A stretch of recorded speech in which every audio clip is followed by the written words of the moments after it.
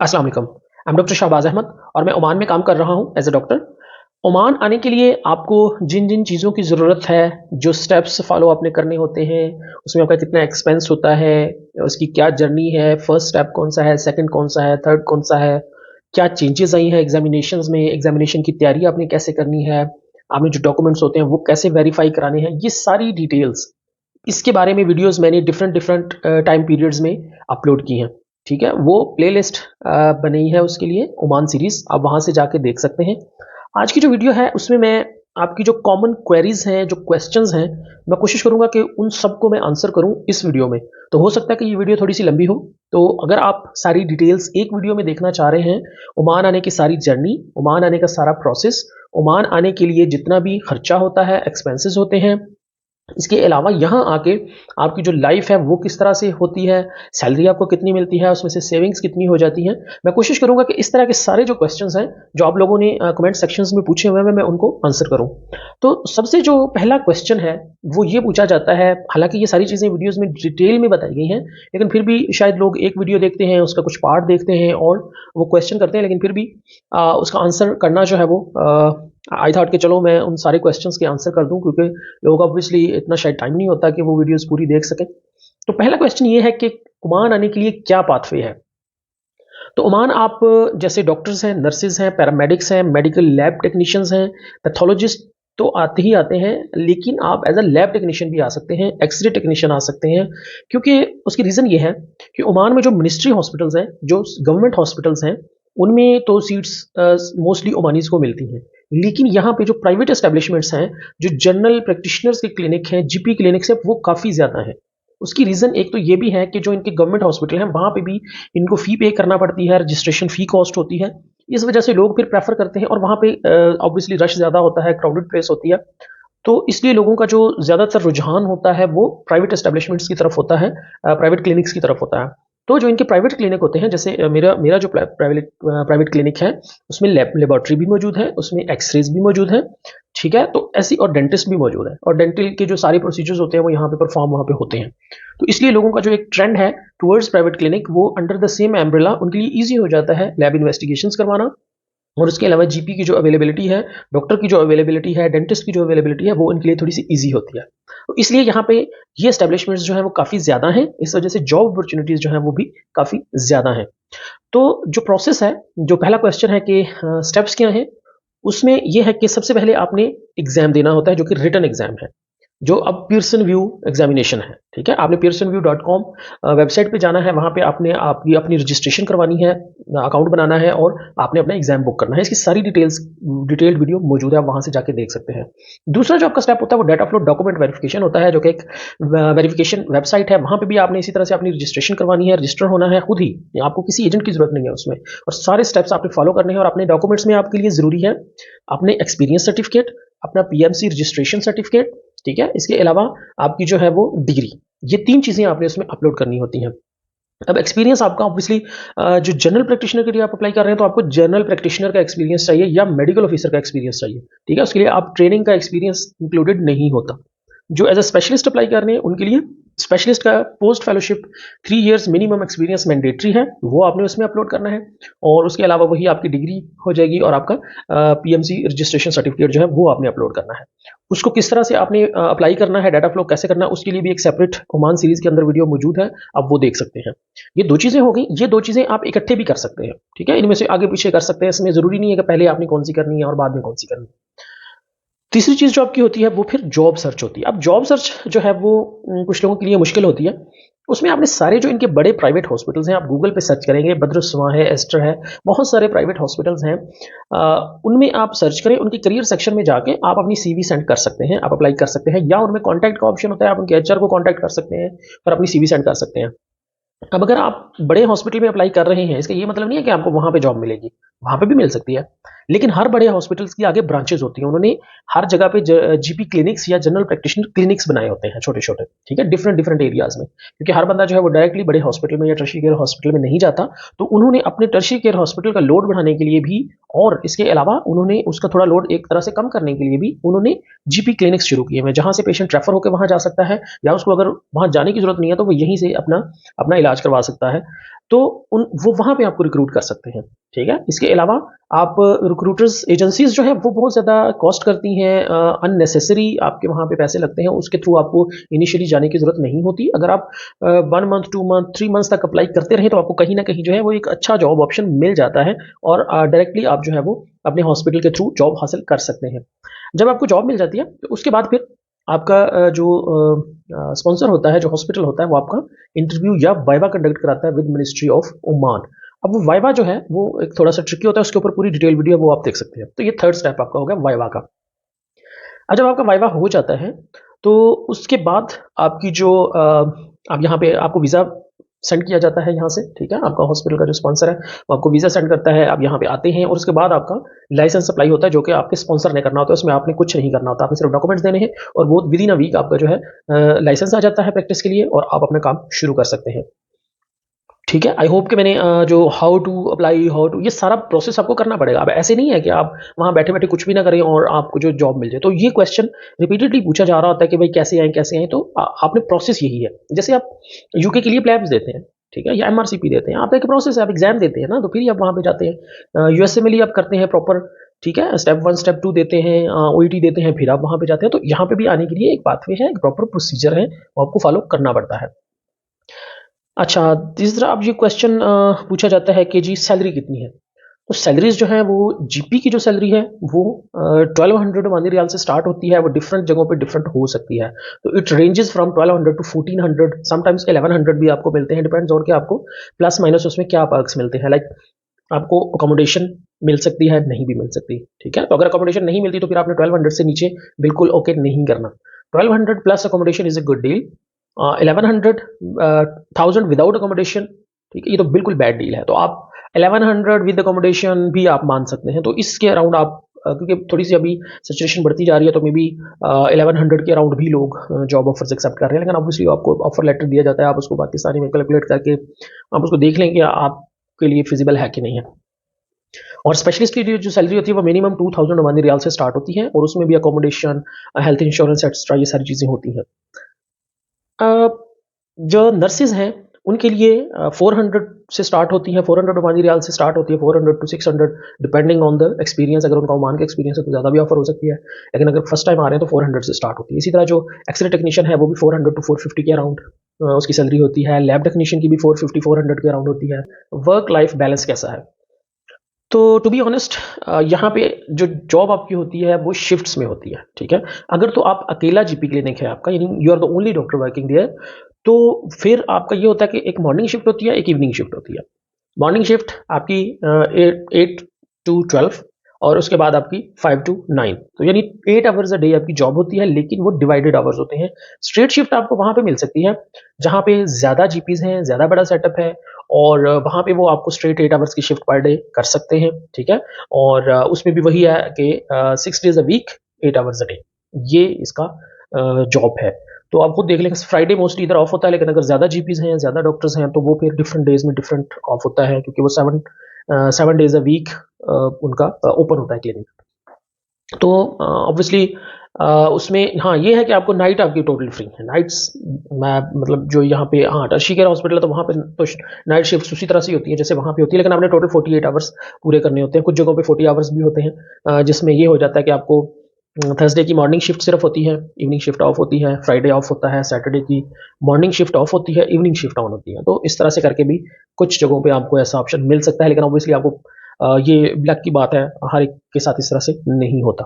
दूसरी चीज़ जो होती है वो आपको 1 मंथ पेड लीव मिलती है एनुअल विद रिटर्न टिकट, ठीक है।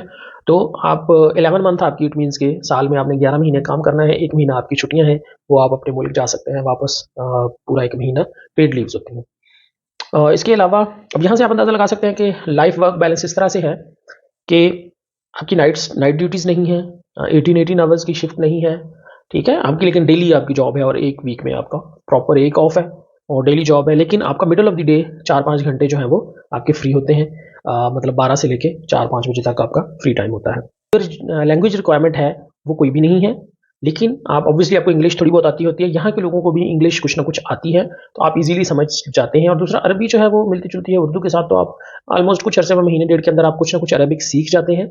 इसके अलावा आपके जो रिसेप्शनिस्ट होते हैं वो भी, उनको इंग्लिश आती होती है, तो अगर किसी पेशेंट को अगर इंग्लिश नहीं आती तो वो आपको थोड़ी बहुत ट्रांसलेट कर देता है और सिस्टम चल जाता है, उसमें कोई इतना बड़ा मसला नहीं है। इसके अलावा आपका जो major load of the patient होता है वो पाकिस्तानी होता है, बांग्लादेशी होता है या इंडियन होता है, तो उनको थोड़ी बहुत उर्दू हिंदी मिक्सचर समझ आती है, इसलिए लैंग्वेज का कोई इतना बड़ा मसला नहीं होता। क्वेश्चन है जी कि कुछ लोग होते हैं जिन्होंने एग्जाम पास किया होता है, पार्ट 2, ठीक है, वो कंसल्टेंट तो होते हैं, बट वो एज अ कंसल्टेंट जॉब नहीं कर रहे होते, वो क्या कर रहे होते हैं कि as a medical officer job कर रहे होते हैं, ठीक है, जो कि बहुत कॉमन है कि उन्होंने पहले से ही पीपीएससी की सीट एमओ की लेके रखी होती है।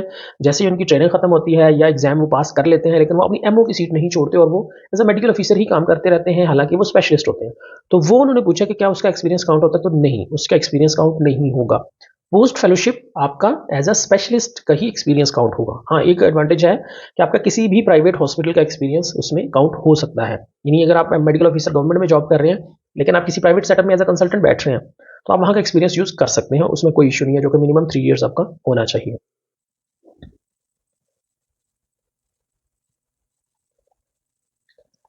दूसरी चीज़ के मेडिकल ऑफिसर का एक्सपीरियंस आपका एज अ जीपी यूज हो सकता है।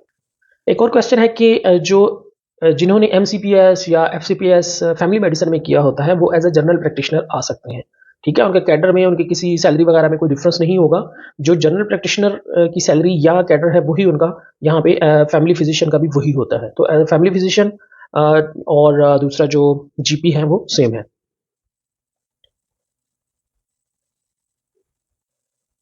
एक और क्वेश्चन बहुत पूछा जाता है डिफरेंट स्पेशलिटीज़ का नाम लेके कि जी एनेस्थीसिया की वैकेंसीज अवेलेबल हैं, रेडियोलॉजिस्ट की अवेलेबल हैं, पैथोलॉजिस्ट की अवेलेबल हैं, इंटरनल मेडिसिन की, गैस्ट्रोएंटरोलॉजिस्ट की। तो बात इस तरह से है कि ये एक पूरा कंट्री है, ठीक है, इसमें डिफरेंट टर्शियरी केयर हॉस्पिटल्स हैं और हर स्पेशलिटी की यहाँ पे ज़रूरत है। कोई किसी हॉस्पिटल में किसी कोई वैकेंसी आ सकती है, कोई किसी में आ सकती है, इसमें ये बताना तकरीबन इम्पॉसिबल है कि किस स्पेशलिटी की कहाँ पे वैकेंसी इस टाइम है और किसकी ज़्यादा है किसकी कम है। तो हर स्पेशलिटी की वैकेंसीज अवेलेबल होती हैं, आप उनके बड़े हॉस्पिटल्स के अंदर जो करियर सेक्शन है वहाँ पे आप देख सकते हैं। इसके अलावा आप ऑनलाइन सर्च कर सकते हैं, ठीक है, लेकिन आप जब प्रोसेस शुरू करते हैं, आप अप्लाई करना शुरू करते हैं, तो हो सकता है जिस टाइम आप अप्लाई करें, फर्ज करो इनिशियली आप सारा एग्जाम प्रोसेस करके आप अप्लाई करते हैं, उस टाइम अवेलेबल नहीं है वैकेंसी, लेकिन वो 15 दिन बाद, महीने बाद वो अवेलेबल हो सकती है। उसकी वजह ये है कि गल्फ कंट्री में लोग, यहाँ पे जो लोग हैं, ठीक है, हर कंट्री में बल्कि ऐसा है, क्यों वैकेंसीज इतनी ज़्यादा अवेलेबल हो जाती हैं और कभी नहीं होती किसी भी कंट्री में, क्योंकि लोग वहाँ से आगे मूव करते रहते हैं। यहाँ पे भी कुछ लोग आते हैं, वो कोशिश करते हैं कि फिर वहाँ से आगे, यहाँ से आगे यूरोप चले जाएँ, ठीक है, यूरोप से कुछ लोग यहाँ पे भी आना चाहते हैं, यहाँ से कुछ लोग दुबई जाते हैं, दुबई से कुछ लोग यहाँ आते हैं, तो ये एक ट्रांजिशन है, ये एक चीज़ है जो चलती रहती है, जो लोग अब डिफरेंट डिफरेंट रीजंस की वजह से एक जगह से दूसरी जगह मूव करते रहते हैं। तो ये बताना बड़ा मुश्किल होता है कि कौन सी जो स्पेशलिटी है वो इस टाइम अवेलेबल है या नहीं अवेलेबल है। तो किसी भी स्पेशलिटी में आपने काम किया हुआ है, आप ये प्रोसेस करके जो डिटेल में बताया गया है, आप जॉब अप्लाई कर सकते हैं और मोस्ट लाइकली आपको जॉब ऑफर आज नहीं तो कल 1 डेढ़ 2 महीने के अंदर अंदर आपको आ जाती है। Whether transcript certificate is required for data flow, no, आपने डिग्री अपलोड करनी है, उसमें जो आपके डिफरेंट 5 फिर का होते हैं, अगर ट्रांसक्रिप्ट होते हैं जिसमें मार्कशीट्स होती हैं, उसको करने की जरूरत नहीं होती। आपने डाटा फ्लो के अंदर अपनी डिग्री, ठीक है, वो आपने अपलोड करनी है, अपना एक्सपीरियंस अपलोड करना है और अपने आपने पीएमसी रजिस्ट्रेशन अपलोड करनी होती है। पूछा जाता है कि एफसीपीएस जो है या एमडी है पाकिस्तान का, वो रिकॉग्नाइज्ड है कि नहीं है। देखिए, ये दोनों डिग्रीज रिकॉग्नाइज्ड हैं, लेकिन समटाइम्स ऐसे होता है कि जैसे फर्ज करो कि आपने किसी एक हॉस्पिटल में जॉब अप्लाई की, ठीक है, आपने प्रोसेस किया, जॉब अप्लाई की, वहाँ पे उनको कोई यूएसए का एमडी मिल गया, ठीक है, या उनको कोई यूके का एमआरसीपी वहाँ का एक्सपीरियंस वाला बंदा अगर उनको मिल गया, तो वो कोशिश करेंगे कि उसको रख लेंगे, सिंपल सी बात है, वो बाद में आपको प्रेफर करेंगे, लेकिन वो कहेंगे जी मतलब रिकॉग्नाइज नहीं है, वट कोई भी वो हॉस्पिटल आपसे बहाना लगा सकता है, ये उनकी इमा पे है। तो लेकिन अगर उनको वो नहीं मिलता तो वो फिर आपको एक्सेप्ट कर लेंगे। तो सिंपल सी बात है, ये एक कंपटीशन है, जो भी डिग्री बेटर होगी वो एक्सेप्ट होगी, जो ऑब्वियसली सेकंड पे होगी मेरिट में वो उसको रिजेक्ट कर देंगे। तो लेकिन ऐसा कुछ है नहीं यहाँ पे अभी फिलहाल के जी यूके से या अमेरिका से लोग यहाँ पे आके काम कर रहे हो या काम करना चाहते हो, सिवाय उनके अपने लोगों के। ठीक है, जो यहाँ से लोग वहाँ पढ़ने गए हुए हैं वो आते हैं वापस, तो उनको तो प्रायोरिटी मिलती ही मिलती है, गवर्नमेंट सेटअप्स में भी मिलती है और प्राइवेट में भी अगर उनको वो कोई आते हैं तो उनको मिलती है प्रायोरिटी। लेकिन अदर देन दैट कोई लोग वहाँ से वापस इधर नहीं आते, कोई इनफ्लो इतना ज़्यादा नहीं है। ठीक है, तो आपको इस बारे में परेशान नहीं होना चाहिए कि डिग्री एक्सेप्टेबल है कि नहीं है। आप प्रोसेस अगर स्टार्ट करते हैं तो इंशाल्लाह जॉब मिल जाती है और एक्सेप्टेंस भी है, ऐसी कोई कोई बात नहीं है। ये कभी कोई शोशा छोड़ देता है कि डिग्री एक्सेप्टेड नहीं है, उसकी वजह ये है कि कुछ एक दो ऐसी एग्जाम्पल्स आई हैं। ठीक है, लेकिन लोगों का इशू जो मैंने अभी नोट किया है पाकिस्तान से, वो ये है कि वो बस निकलना चाहते हैं, मतलब they just want get out of their. ऐसा अ, ठीक है, सब चीज़ें चलती हैं, सब कुछ सोसाइटी में जो भी हो रहा है उसके लिए वो ज़रूरी है, लेकिन बात ये है कि प्रोसेस के बगैर तो कुछ नहीं होता। प्रोफेशनल्स, डॉक्टर्स, इंजीनियर्स, ACCA जो भी लोग हैं, ये प्रोफेशनल्स हैं, ये एक प्रोसेस के तहत ही आ सकते हैं। ठीक है, प्रोसेस से हट के यहाँ पे आप आके काम नहीं कर सकते, तो आपको ये सारा प्रोसेस करना पड़ेगा। प्रोसेस करें, ठीक है, अल्लाह से अच्छी उम्मीद रखें, जब भी वक्त आता है इंसान तभी मूव करता है, वक्त से पहले आप कुछ नहीं कर सकते आप। ठीक है, क्योंकि मैंने कुवैत के लिए वीडियो बनाई थी एक ही सिर्फ, तो उसमें क्वेश्चन है कि I apply to OEC for GP for myself and dentist wife, it's been almost 1 year. तो कुवैत का मैंने यही बताया था कि आप OEC पे अपनी CV बना के आप जॉब अप्लाई करते रहते हैं, वहाँ से आपको रिस्पांस 1 साल बाद भी आ सकता है, 1 महीने बाद भी आ सकता है, 2 साल बाद भी आ सकता है और नहीं भी आ सकता, उसकी कोई गारंटी नहीं है। वो कुवैत का जो प्रोसेस है जॉब लेने का, जॉब अप्लाई करने का, वो बहुत अनसर्टन है। उसमें लक की बात है, लगी किसी की तो लगी, नहीं लगी तो नहीं सही, लेकिन उसमें आपको पैसे नहीं लग रहे होते। तो आप OEC की साइड पे जो मैंने तरीका बताया है उसमें अपनी CV बना दें, उसमें आप ऑफ एंड ऑन उसको महीने बाद को ओपन करके उसमें जॉब कोई वैकेंसी आती है तो अप्लाई कर दिया करें, उसमें कोई हर्ज नहीं है। ठीक है, अगर आ जाती है आपको वहाँ से तो वेल एंड गुड, नहीं आती तो उसमें आप कुछ नहीं कर सकते, क्योंकि उसका कोई और तरीका कार नहीं है। समटाइम्स लोग डायरेक्टली भी हॉस्पिटल्स को सर्च करके, उनके HR को किसी को सर्च करके या किसी से कॉन्टैक्ट लेके अपनी CV डायरेक्ट भी सेंड करते हैं, वहाँ से भी उनकी लक चल जाती है, जॉब मिल जाती है। तो उसका ज़रा प्रोसेस बड़ा डिफरेंट है कुवैत का। ठीक है, ओमान का जो है वो एक प्रॉपर पाथवे है, प्रॉपर तरीकाकार है, एग्जाम है, डाटा फ्लो है और उसके बाद वाइवा है, फिर आपकी जॉब है। ठीक है, तो ये आप इसका प्रोसेस करोगे तो इंशाल्लाह जॉब मिल जाती है, ऑलमोस्ट सर्टन है। ठीक है, अब ऑब्वियसली 100% तो कोई भी चीज़ नहीं होती, लेकिन कुवैत का जो है वो लक बेस्ड है, उसमें आप कुछ नहीं कह सकते। एक और क्वेश्चन है कि भाई मैंने ओमान का विजिट वीज़ा लिया है जॉब सर्च के लिए, तो क्या ये अच्छा आइडिया है कि नहीं? देखिए, अगर तो आपने वीज़ा ले लिया है, ऑब्वियसली अगर आप यहाँ आके जॉब सर्च करते हैं, आप डायरेक्टली जाके हॉस्पिटल्स के अंदर CV देते हैं, तो उसका एक डिफरेंट इम्पैक्ट आता है, लेकिन वो आपका काफ़ी ज़्यादा एक्सपेंस बन जाएगा, उसकी कोई खास ज़रूरत नहीं है। लेकिन अगर आपका कोई रिलेटिव है, आपको इजीली विजिट वीज़ा आपको मिल गया है, आपने वैसे ही आना है, तो इट्स अ गुड थिंग। आप आके डिफरेंट हॉस्पिटल्स में डेली बेसिस पे जाके आप अपनी CV सेंड करें, CV वहाँ पे दें, ठीक है, पर्सनली, तो वो ज़्यादा चांसेस होंगे आपको जॉब के। लेकिन स्पेसिफिकली जॉब अप्लाई करने के लिए आपको ओमान का विजिट वीज़ा लेके आने की मेरा नहीं ख्याल का कोई ज़रूरत है, लेकिन इट्स अप टू यू। अगर आपके पास बहुत सारे पैसे हैं, आप वैसे भी आके घूमने शूमने चाहते हैं, तो इट्स योर चॉइस, लेकिन कोई खास ज़रूरत नहीं है इस चीज़ की। Another question is, can you brief us about the healthcare system of Oman, how good it is, and what are the health facilities provided to workers? अच्छा, इसमें अब हेल्थ केयर सिस्टम इनका एडवांस्ड है, इसमें तो कोई दो राय नहीं है। मतलब यहाँ पे जो एक सिंपल GP क्लिनिक है, वो ऐसे नहीं है कि आप जाएं एक दुकान या एक रूम लें और अपना काम शुरू कर दें। उसकी रिक्वायरमेंट्स हैं, उसमें आपके पास प्रॉपर 2 to 3 बेडेड वार्ड होना चाहिए, उसके अंदर सारी फैसिलिटीज़ जैसे मेडिसिन हैं, इमरजेंसी ट्रॉली है, डिफिब है, ECG है, उसमें आपके पास सॉफ्टवेयर होता है, जो क्योंकि यहाँ पे हार्ड कॉपी नहीं चलती, आपके सॉफ्टवेयर के थ्रू सारी चीज़ें होती हैं कंप्यूटर पे, वो इंटरकनेक्टेड सिस्टम होना चाहिए। इसके अलावा आपके पास जो है वो प्रॉपर उसके कर्टन्स होते हैं, बेड सेपरेट शीट्स होती हैं बेड के ऊपर। यहाँ पे ऐसा नहीं है कि बेड शीट एक बिछी हुई है और वो भी गंदी है, अपने टर्शियरी केयर हॉस्पिटल्स के जो हालात आप देख रहे हैं, तो ऐसा नहीं है। पहले बेड मैट्रेस होता है, उसके ऊपर एक बेड शीट होती है, उसके ऊपर ग्रीन शीट होती है, फिर ब्लू शीट होती है, ठीक है, जैसे मैकिन्टॉश वहाँ पे यूज़ होती है, और उसके ऊपर फिर टिश्यू रोल होता है एक बड़े वाला, वो मैं किसी दिन वीडियो में किसी में दिखाऊंगा। तो वो प्रॉपर आपकी हाइजीन का प्रॉपर सिस्टम है, ठीक है। वो टिश्यू रोल फिर जो है वो जैसे ही पेशेंट दूसरा आता है तो वो चेंज होता है, तो वो ये चीज़ एक होती है। दूसरा आपका प्रॉपर एक ऑफिस होता है जिसके अंदर भी रिक्वायरमेंट्स होती हैं, सेपरेट शीट होती है, काउच होता है, वो तो चले हर जगह पे होता है। इसके अलावा प्रॉपर एक रिसेप्शन होती है, ठीक है, उस पे भी आपका जो और वेटिंग एरिया होता है प्रॉपर एरेटेड, एयर कंडीशनड, ठीक है। और ये सारी चीज़ें मतलब और लैब हो गई या एक्सरे हो गया, वो ऑप्शनल है, वो कुछ में होता है कुछ में नहीं होता। तो ये सारी चीज़ें जब होती हैं तब आप क्लिनिक ओपन कर सकते हैं, और वॉशरूम्स। अगर आपके पास ये चीज़ें नहीं हैं तो आप स्टार्ट ही नहीं कर सकते। आपका एक प्रॉपर लाइसेंस होता है, ये सारी चीज़ों का मिनिस्ट्री विजिट करती है, फिर वो आपको और भी कोई चीज़ें अगर नहीं है तो वो आपको बताएगी कि भई ये अवेलेबल पहले करो, फिर वो दोबारा विजिट करेंगे। तो ये अच्छा खासा एक क्लिनिक बनाने में एक्सपेंस होता है किसी की, जिस जो भी बनाता है उसके बाद ये सिस्टम चलता है। ठीक, तो एडवांस्ड हेल्थ केयर सिस्टम है। किसी किस्म की कोई फिलहाल तक तो कोई ऐसी टेंशन या कोई परेशानी नहीं नजर आई प्रैक्टिस करते हुए, लेकिन जाहिर बात है कहीं पे भी कुछ भी हो सकता है, but most of the time यहाँ पे। और दूसरा ये सबसे बड़ी यहाँ की बात ये है कि most peaceful city, most secure country of the world इसको काउंट किया जाता है। अगर आप टॉप 5 या टॉप 10 देखें मोस्ट सेफ कंट्रीज, तो उसमें ओमान आपको नजर आएगा लिस्ट के अंदर। और तीसरी बात, यहाँ पे किसी भी तरह की कोई ऐसी आपके ऊपर मतलब आपको टेंशन नहीं होती। ठीक है, विजिट अगर है तो मिनिस्ट्री का विजिट है, वो चीज़ें देखेगी। उसमें आपके जहन में ये कहीं नहीं है कि मतलब आपको पता है कि ये रूल है, ये आपने पूरा करना है, तो कोई मसला नहीं है। ठीक है, ऐसा नहीं है कि आप रूल्स भी पूरे कर रहे हैं और फिर भी आपको किसी को कुछ देना पड़ेगा, इस तरह की कोई चीज़ यहाँ पे नहीं होती। क्वेश्चन है कि what is the process for dentist, और उसके लिए सैलरी कितनी। डेंटिस्ट की बहुत अपॉर्चुनिटी है यहाँ पे। ठीक है, डेंटिस्ट कम है, और लेकिन उनकी जो हर क्लिनिक जो है उसमें डेंटिस्ट ज़रूर अवेलेबल होता है। आई डोंट नो कि यहाँ पे शायद डेंटल इश्यूज ज़्यादा हैं, बल्कि डेंटल इश्यूज शायद उतने ही होंगे, लेकिन वहाँ पे डेंटिस्ट के पास जाना कोई बॉदर नहीं करता। पेन किलर्स इजीली अवेलेबल हो जाती हैं, मेडिकल स्टोर पे जाते हैं, नाम याद होते हैं, आराम से पेन किलर लेते हैं, काम चलाई रखते हैं, दाढ़ खत्म हो जाती है, उसी की वजह से आगे एंडोकार्डाइटिस, दिल दिल का मसला होता है, वो सारी चीज़ें कोई बॉदर ही नहीं करता। तो यहाँ पे डेंटिस्ट की बहुत अपॉर्चुनिटी है। डेंटिस्ट की जो सैलरी होती है वो मिनिमम 600 टू 1 रियाल से स्टार्ट होती है, वो एक्सपीरियंस बेस्ड ऊपर भी जा सकती है। मोस्टली जो मैंने डेंटिस्ट यहाँ पे देखे हैं वो इजिप्शियंस हैं या सुडानीज हैं। तो पाकिस्तान की तरफ से या इंडियन डेंटिस्ट वगैरह काफ़ी कम है, और लोग जहाँ पे पाकिस्तानी इंडियंस डॉक्टर्स को प्रेफर किया जाता है, ये बात जहन में रखें कंपैरेटिवली। हाँ, अदर देन द यूरोपियन, तो यूरोपियन आते भी नहीं है। तो हमारे जो ये सारी यहाँ पे जो लोग आते हैं उनमें पाकिस्तानी और इंडियंस को प्रेफर किया जाता है, डेंटिस्ट को भी, डॉक्टर्स को भी। लोग भी प्रेफर करते हैं, मिनिस्ट्री भी प्रेफर करती है, और जो ओनर्स होते हैं हॉस्पिटल्स के वो भी प्रेफर करते हैं। तो डेंटिस्ट के लिए बड़ी अपॉर्चुनिटी है।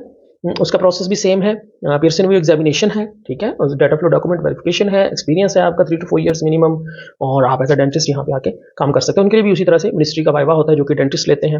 Another question, sir please help, I have got offer from कबूरा सिटी। देखिए, जब आपको कोई ऑफर मिलती है तो उसमें कंफ्यूजन वाली बात इसलिए कोई नहीं होनी चाहिए कि आपने सैलरी देखनी है। Simple simple rule.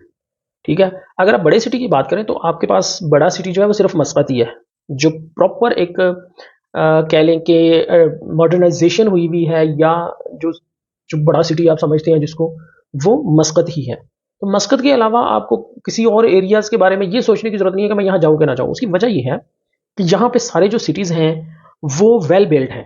ठीक है, लेकिन वो उस तरह से मॉडर्न नहीं है जैसे आप देखते हो ना। ऑब्वियसली लाहौर लाहौर लाहौर है, मतलब वो आपको सिटी नहीं मिलेगा। मुंबई, दिल्ली, वो आपको सिटीज़ यहाँ नहीं मिलेंगे। दुबई आप देखते हैं, इस तरह की यहाँ पे सीन सिनेरियो नहीं है, बट आपको हर फैसिलिटी हर सिटी में मिलेगी।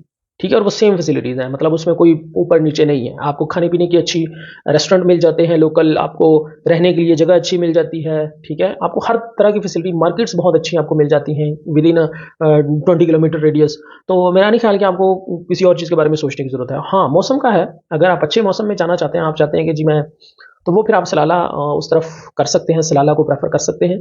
ठीक है, लेकिन उसमें भी यही है कि वो 5 to 6 मंथ्स वहाँ पे वेदर ज़्यादा अच्छा होता है, या बारिशें वगैरह होती रहती हैं, या ग्रीनरी होती है।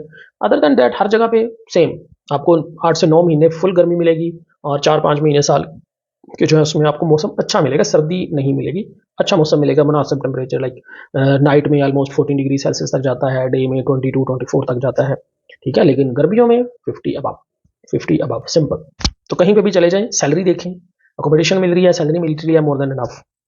हाँ, उसके अलावा जो उसमें आपने देखना होता है ऑफर लेटर में, वो आपने लीव्स देख लेनी होती हैं, एनुअल लीव्स, पब्लिक हॉलीडेज का मेंशन हुआ होना चाहिए। इसके अलावा सैलरी आपकी प्रॉपर मेंशन हुई होनी चाहिए, अकोमोडेशन का लिखा हुआ होना चाहिए कॉन्ट्रैक्ट के अंदर। अब एक और बड़ी इंपॉर्टेंट बात जो अभी होने जा रही है, जो आपका कॉन्ट्रैक्ट होगा वो लेबर, जो इनकी मिनिस्ट्री ऑफ लेबर है उसकी वेबसाइट पे अपलोड होगा। ठीक है, जो भी कॉन्ट्रैक्ट जिसका भी है वो उस पर अपलोड होगा। अगर आपका एम्प्लॉयर कोई भी आप करता है ऊंच नीच, कभी आपकी सैलरी कम या कुछ भी ऐसी बात अगर वो करता है, तो आपका कॉन्ट्रैक्ट चूंकि ऑलरेडी अपलोडेड होगा, तो आपके पास प्रूफ होगा, आप वो बता सकते हैं, या आप कंप्लेंट कर सकते हैं, या कुछ भी कर सकते हैं, तो आपको वहां पे कंपनसेशन मिलेगी। और वो कर भी नहीं सकेगा क्योंकि उसको भी जुर्माना होगा। अब लॉ ये बनने जा रहा है 2024 में कि अगर कोई आपका हक खाता है किसी भी तरह से यहाँ का बंदा, तो आप उसके खिलाफ कंप्लेन कर सकते हैं। और चूंकि हर चीज़ ऑनलाइन है तो उसमें ऐसा कोई आपके लिए मसला नहीं होगा। दूसरी चीज़, आपकी सैलरीज जो है वो प्रॉपर सैलरीड अकाउंट से आती हैं, तो वो भी आपके पास एक प्रूफ होता है, तो वो भी कोई बंदा आपकी सैलरी मार नहीं सकता। तो उसके बारे में कोई परेशानी वाली बात नहीं होनी चाहिए आपको। ठीक है, लेकिन प्रेफर वहाँ करें जहाँ सैलरी ज़्यादा है, अकोमोडेशन फ्री है। एक और क्वेश्चन है कि एमओएच जॉब इज़ बेटर और private?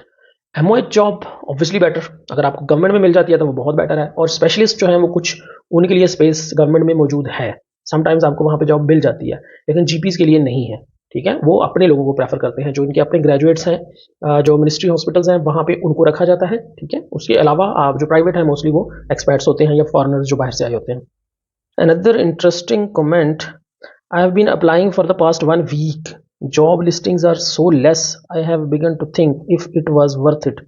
Okay, this guy is been applying for 1 week. भाई एक हफ्ते में क्या, मतलब एक हफ्ते में आप क्या एक्सपेक्ट करते हैं? ठीक है, तो थोड़ा सा बी पेशेंट, और 2-3 महीने लग सकते हैं आपको एक अच्छी जॉब ऑफर आने में। ठीक है, आप सर्च करते रहें। कुछ व्हाट्सएप ग्रुप्स हैं जिसका मैं लिंक इस वीडियो में नीचे दे दूंगा, आप उस लिंक के थ्रू व्हाट्सएप ग्रुप ज्वाइन कर सकते हैं। वहाँ पे अगर कोई जॉब ऑफर आती है तो वहाँ पे भी शेयर होती रहती है। तो बी पेशेंट, और एक हफ्ते में कुछ नहीं होता दुनिया में, 2 से 3 महीने एटलीस्ट आपको लग सकते हैं, और आने को जॉब ऑफर आपको second day of your written exam भी आ सकती है, जैसे मेरे साथ हुआ था। ठीक है, इन फेब 28 को मैंने एग्जाम दिया था। ठीक है, और रिजल्ट उसका उसी टाइम आ जाता है, तो मुझे जो है वो मार्च के स्टार्ट में 1 या 2 मार्च को मुझे जॉब ऑफर आ गई थी, और लकीली इस टाइम मैं वही जॉब कर रहा हूँ। बीच में भी और भी थोड़ा सिस्टम चलता रहा, क्योंकि मैं थोड़ा सा डिले किया प्रोसेस को, और भी सिस्टम बीच में चलता रहा, 2-3 और ऑफर्स भी थी, लेकिन मैंने इनके साथ कमिटमेंट चूंकि कर ली थी, तो मैंने फिर यही एक्सेप्ट की। ठीक है, तो आपको जॉब ऑफर आने को 2-3-4-5 इकट्ठी भी आ सकती हैं। ठीक है, और नहीं आने को आपको महीना आपको नहीं भी आ सकती, तो इसमें कोई ऐसी बड़ी बात नहीं है, थोड़ा सा वेट करना हर चीज़ में पड़ता है। कॉन्टैक्ट नंबर का है, उसमें आप इस ग्रुप की डिस्क्रिप्शन में देखिए, फेसबुक का लिंक है, वहाँ से आप मुझे मैसेंजर पे कॉन्टैक्ट कर सकते हैं। ठीक है, आई थिंक काफ़ी लंबी वीडियो हो गई है, और मैंने काफ़ी सारे इसमें क्वेरीज जो हैं वो आपके लिए सॉल्व कर भी दी होंगी। आई होप आप लोग इस चैनल को सब्सक्राइब करेंगे। ठीक है, और नेक्स्ट वीडियोस जो भी कानून या कोई भी लॉ अगर चेंज होता है तो उसके बारे में मैं ज़रूर आपको अपडेट करता रहूँगा। बाकी आई थिंक इनफ, बाकी और कोई मुझे अगर क्वेश्चन ऐसा लगा जो रेलिवेंट है, जो मैंने पहले एक्सप्लेन नहीं किया हुआ, तो मैं उसके ऊपर दोबारा से वीडियो इंशाल्लाह अपलोड करूँगा। Thank you so much.